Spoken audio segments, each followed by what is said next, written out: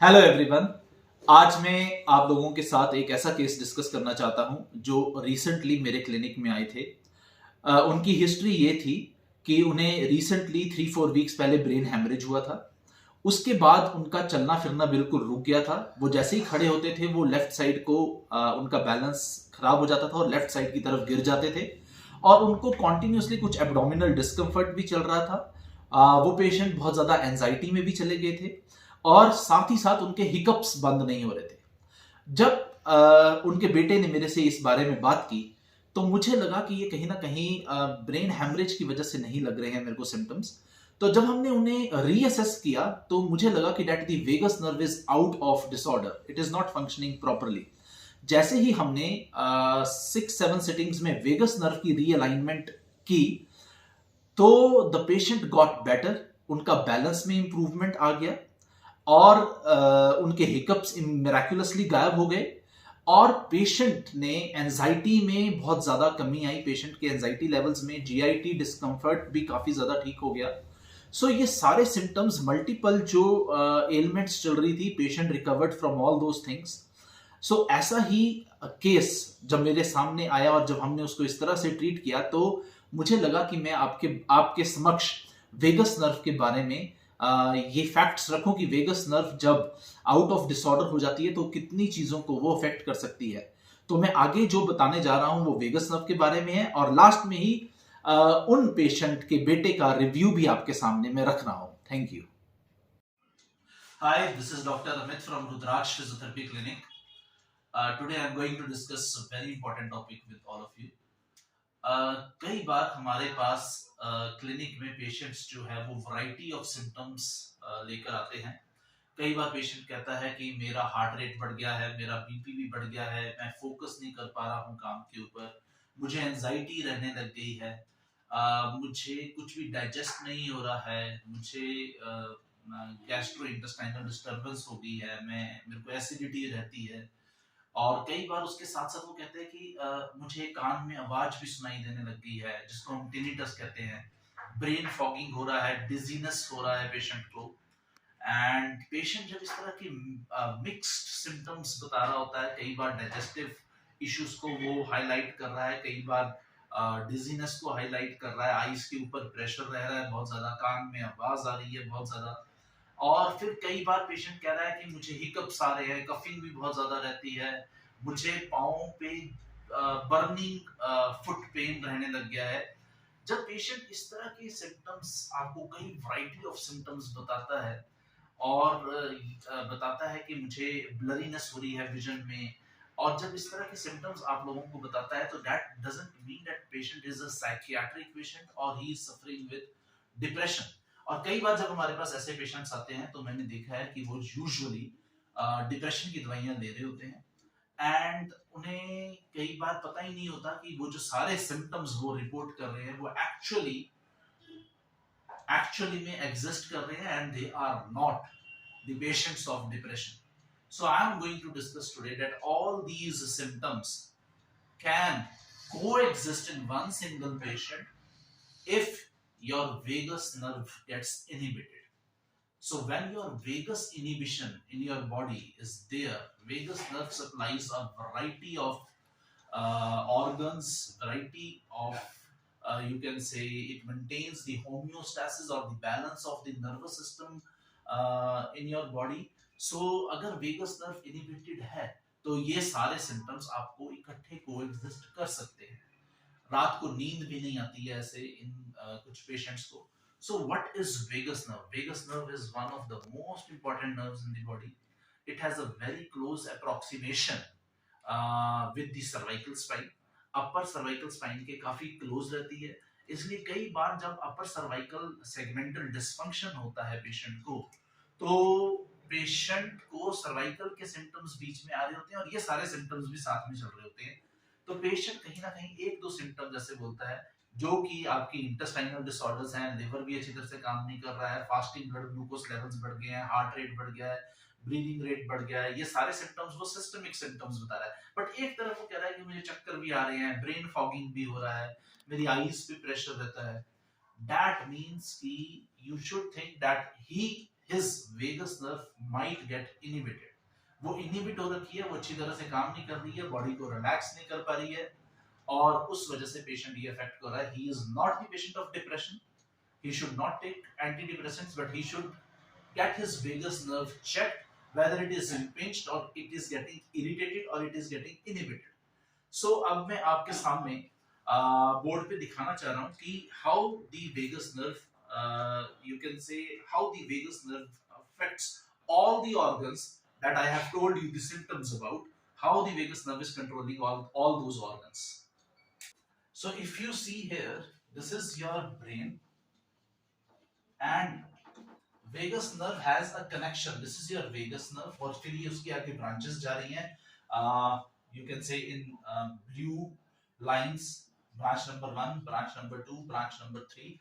But the vagus nerve, इसकी जो branches है, it has a connection with the brain and with these all the organs. I have made the organs on the left side. You can see this is eyes, this is parotid glands जो यहाँ पे neck region में होते हैं. This is lungs, heart, stomach, liver, gallbladder, pancreas, intestine, adrenal glands, urinary bladder, kidneys, male and female reproductive organs. ये सारे के सारे vagus nerve से connected हैं. So vagus nerve is somewhere supplying these organs and controlling the activities of all these organs. तो हो सकता है वो सारे symptoms में जिसके बारे में आपसे बात कर रहा था, पेशेंट के एकदम सारी बॉडी ही इम्बैलेंस हो जाए, and that might be the reason that your vagus nerve is inhibited. And it has a very close connection with your skull, C1, first cervical vertebra, second cervical vertebra, and third cervical vertebra. So vagus nerve has a very close connection with upper cervical vertebrae, C0, C1, C2, C3. It is very closely associated nerve with the cervical spine. It has a chemical and emotional etiology. जिन लोगों को stress रहेगा, constant stress में है, workload balance बहुत ज्यादा हो रहा है, they are not able to maintain, और वर्क बैलेंस जो है वो बहुत ज्यादा लोडिंग है या टैक्सिंग है, फिजिकल स्ट्रेस है, मेंटल स्ट्रेस है, तो जब वो स्ट्रेस में रहते हैं तो वेगस नर्व गेट्स इनहिबिटेड. तो stress can be the another cause that vagus nerve gets inhibited. So कई बार सर्वाइकल से भी वेगस नर्व गेट्स इनहिबिटेड क्योंकि उसका काफी क्लोज कनेक्शन है. और अगर सर्वाइकल इंस्टेबिलिटी है तो आप अगर गूगल में भी चेक करेंगे, अगर सर्वाइकल इंस्टेबिलिटी है देन सर्वाइकल से vagus nerve gets impinged, it does not properly work in the optimal way as it should be working.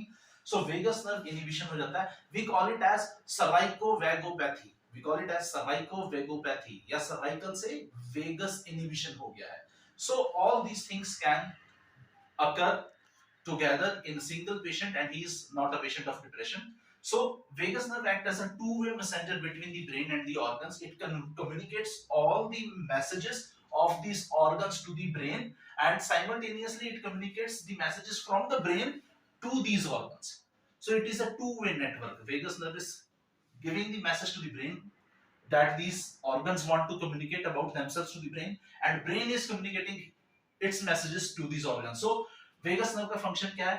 Eyes में pupil को constrict करती है, and parotid glands में saliva बनाती है. If a patient says कि मुझे बहुत ज्यादा ड्राइनेस रहती है, माउथ की कफिंग रहती है और मेरा माउथ बहुत ज्यादा ड्राई हो रहा है, हो सकता है वेगस इनहिबिशन हो गया हो. So it calms and normalises breathing.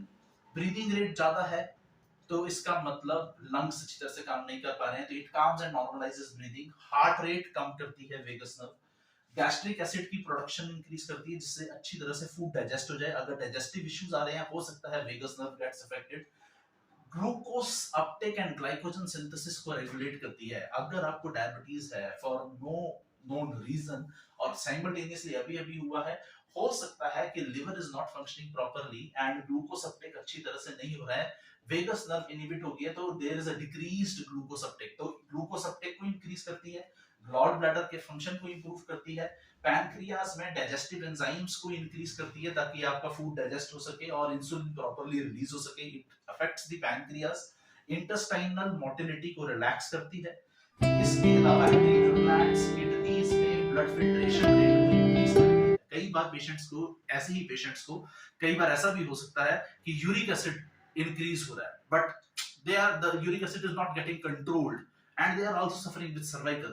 और यूरिक एसिड कंट्रोल में नहीं आ रहा है, डाइट भी कर रहे हैं तब भी नहीं आ रहा है, तो सर्वाइकल से कहीं ना कहीं वेगस नर्व अफेक्ट हो रही है और यूरिक एसिड कंट्रोल में नहीं आ रहा होगा, क्योंकि ब्लड फिल्ट्रेशन रेट जो है वो कम हो जाता है एंड ब्लड में जो है यूरिक एसिड ज्यादा बनने लग जाता है, सो यूरिक एसिड इंक्रीज हो जाता है। It also affects your male and female reproductive organs. So together in a nutshell, vagus nerve will affect the whole of the body and your whole body will get out of balance, and it has a very close connection with the cervical spine. If there is a cervical instability and all these patients are coming and saying these multiple symptoms, then if they are also reporting something problem in the neck, it is possible that their vagus nerve is affected, and we have to stimulate that vagus nerve and stabilize the cervical spine so that vagus nerve does not get irritated. And for that thing I am going to upload in my next video the techniques how you can stimulate your vagus nerve. First thing, how you can decompress your vagus nerve. Second thing, and what exercises are needed to stimulate the vagus nerve so that vagus nerve gets it does the optimal function and balances your sympathetic and parasympathetic nervous system. That I will do, that techniques I will show you up in the next video, but this video was only to tell you that some patients are not suffering from depression.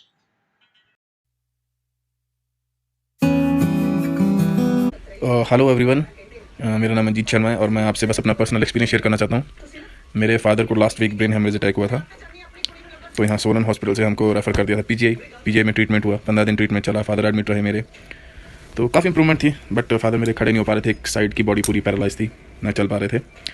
तो फिर हमको PGI से उन्होंने छुट्टी दे दी कि आप घर जाइए, दवाइयाँ खाइए और फिर 1 महीने बाद चेकअप के लिए आइए। बट एक्चुअली जो प्रॉपर रूट एनालिसिस होता है वो नहीं हो पाया था, डॉक्टरों से भी पता नहीं चल पा रहा था हमको भी कि क्या इशू है, ये टेस्ट करवाओ, ये टेस्ट करवाओ। छुट्टी दे दी थी उन्होंने विद मेडिसिन। तो हम सोलन आए, फिर मेरे को किसी ने रुद्राक्ष क्लिनिक के बारे में बताया, मैं गया, मैं डॉक्टर अमित से मिला, पर्सनली विजिट किया और जैसे जैसे उन्होंने बताया मैंने ट्रीटमेंट स्टार्ट किया। और मैं आपको अपना एक्सपीरियंस बताऊँ तो उनका ट्रीटमेंट, उनकी केयरिंग, प्रोफेशनलिज्म, मतलब वो प्रॉपर जड़ तक जाते हैं कि प्रॉब्लम है कहाँ से है, उसके बाद आपका ट्रीटमेंट स्टार्ट करते हैं। तो मैं तो पर्सनली यही रिकमेंड करूँगा आपको भी कि कभी भी कोई भी इशू हो आपको पैरालाइज के लिए, पैरालाइज के उससे, या कोई हार्ट इशू हो या कुछ भी हो, कोई हड्डियों की प्रॉब्लम है, कोई चल नहीं पा रहा है, कोई कुछ है, कोई पैरालाइज है, तो आप प्लीज़ मस्ट विजिट कीजिएगा रुद्राक्ष क्लिनिक, कोटनाला सोलन में। और मेरे फादर ट्रीटमेंट के बाद विदिन 1 वीक, जो कि पिछले 15 दिन से खड़े तक नहीं हो पा रहे थे, विदिन 1 वीक वो खड़े हो गए। अब वो खुद खड़े हो सकते हैं सेल्फ, और धीरे धीरे चल भी पा रहे हैं और डे बाय डे इंप्रूवमेंट मिल रही है। तो I hope so may be 1 week more और वो बिल्कुल स्वस्थ हो जाएंगे, चलने लगेंगे।